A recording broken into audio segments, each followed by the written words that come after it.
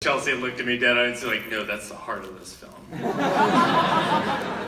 But cut off the part with the visor that was backwards. I cut a lot of them.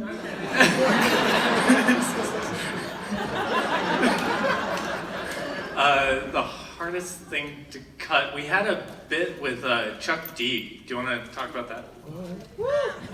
So it wasn't with Chuck D. It's just there was a very large section of the film where we talk a lot about the industry, and it was pretty in depth, and it was kind of polarizing because there were people who, it's not that there are two sides of the industry, but there are people who are really passionate about telling that side of the story. With Chuck D, who did this interview about like, well, this is a better way of distributing it, it evens the playing field for musicians, and so this is a better way of distributing music.